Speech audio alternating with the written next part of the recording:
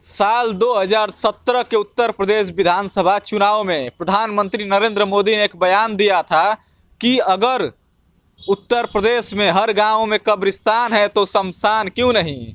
बयान काम कर गया और भारतीय जनता पार्टी पूर्ण बहुमत से सत्ता में आ गई। लेकिन इन कब्रिस्तान और शमशानों के चक्कर में हम अपने प्राचीन धार्मिक स्थलों को भूल गए। मैं ये बातें क्यों कह रहा हूँ, मैं आपको बता रहा हूँ। लेकिन सबसे पहले मैं अपना परिचय दे दूं। मेरा नाम मनीष चौहान है और आप न्यूज़ कोना देख रहे हैं। मैं जिस जगह पे खड़ा हूं ये सीता कुंड है। उत्तर प्रदेश के मऊ जनपद के घोसी विधानसभा में पड़ने वाला ये सीता कुंड, जो कि बहुत ही पौराणिक कथाओं में इसका जिक्र आप सुनेंगे। इसके बारे में मान्यता प्रभु श्री राम विवाह करके आए थे, तब वह माता सीता और लक्ष्मण के साथ इसी राजा नहुस नगर में रुके थे। उसके बाद सुबह में उन्होंने इसी सीता कुंड में माता सीता ने स्नान किया था। हालांकि कभी अपने मान्यताओं को लेकर चर्चा में रहने वाला ये सीता कुंड आज एकदम विलुप्त होने की कगार पर है। यहाँ का अगर मैं आपको क्षेत्रफल बताऊं तो लगभग 6 एकड़ में फैला हुआ ये सीता कुंड आज अपने अतिक्रमण की वजह से अपने वजूद को तलाश रहा है। इसके बारे में एक और मान्यता है कि यहाँ पर चर्म रोगों से निजात मिलती है। आप बड़ी संख्या में यहाँ पर देखेंगे तो पाएंगे कि बड़ी संख्या में जग आपको यहाँ पे मिलेंगे, क्योंकि लोग यहाँ पर बहुत दूर दूर से आते हैं, यहाँ पर स्नान करते हैं और चर्म रोगों से मुक्ति पाते हैं। हमारे उत्तर प्रदेश के घोसी नगर पंचायत और मऊ प्रशासन के काबिल इंजीनियरों ने इसी सीता कुंड में नाला बनाकर पूरे शहर का पानी इस सीता कुंड में गिराने का कार्य किया है।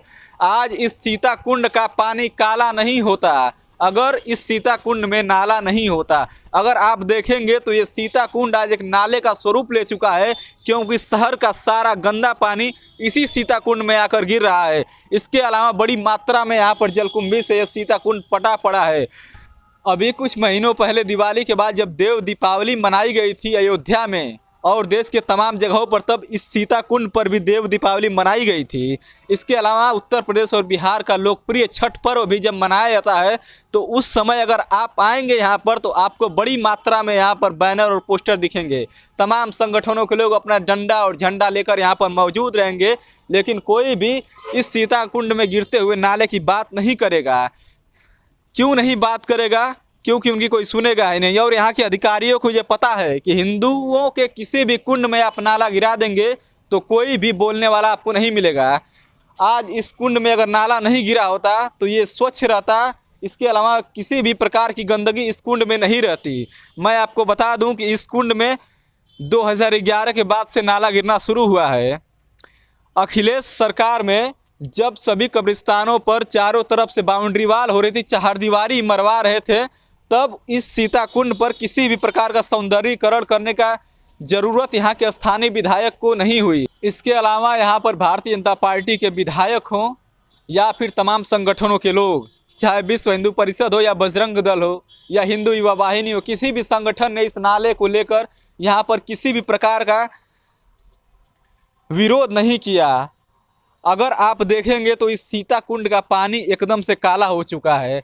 चूँकि यहाँ पर चर्म रोगों के लिए बहुत दूर दूर से लोग आते हैं, बहुत दूर दूर से लोग यहाँ पर आकर स्नान करते हैं और एक प्रथा के मुताबिक अपने कपड़े को छोड़ कर जाते हैं। लेकिन क्या कभी किसी को ज़रूरत नहीं पड़ी कि वो यहाँ पर जो नाला है उसको बंद करवा सके? क्योंकि पूरे घोसी का पानी अगर आप पाएंगे तो इसी सीता कुंड में क्यों गिराया जाता है? एक सवाल आप सबके ध्यान में ये होना चाहिए कि आखिर सीता कुंड में ही या फिर किसी भी हिंदुओं के धार्मिक स्थलों पर ही गंदगी क्यों फैलाई जाती है?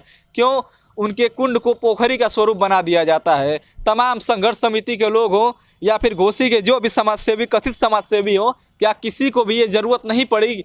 कभी उनके मन में ये सवाल नहीं आया कि आखिर क्यों सीता कुंड में नाला गिराया जा रहा है? उन्होंने कभी इसका विरोध क्यों नहीं किया कि सीता कुंड में नाला बंद होना चाहिए, सीता कुंड का जो पानी है उसको साफ करना चाहिए, यहाँ पे जो जलकुंभी है उसको हटानी चाहिए? इसके अलावा इसके चारों तरफ से चहारदीवारी मरवा कर इसको संरक्षित करने का प्रयास क्यों नहीं किया गया? अगर मैं आपको इसके सामने दिखाऊं कैमरे के व्यूज़ में तो आप देख सकते हैं कि चारों तरफ से अतिक्रमण कर लिया गया है। 6 एकड़ में ये जो सीता कुंड था ये आखिर संरक्षित करने का प्रयास क्यों नहीं किया गया? तमाम संघर्ष समिति और तमाम दलों के नेताओं को ये सोचना चाहिए कि आखिर ये जो नाला है ये सीता कुंड में क्यों बहाया जा रहा है। जब देव दीपावली आती है, जब छठ पूजा होता है, तो आप अपने झंडे डंडे को यहाँ पर लगा देते हैं, लेकिन कोई भी आकर इस नाले को बंद करने का प्रयास आखिर क्यों नहीं करवाता। आप कैमरे के व्यू में देखेंगे तो पाएंगे कि यही वो नाला है जो पूरे घोसी का पानी इस सीताकुंड में लाकर गिराता है। आप समझ सकते हैं, आपको ये सोचना चाहिए कि आखिर सीताकुंड जो कभी एक पौराणिक रहस्यों का कुंड था, आखिर उसे नाले के स्वरूप में क्यों तब्दील किया जा रहा है।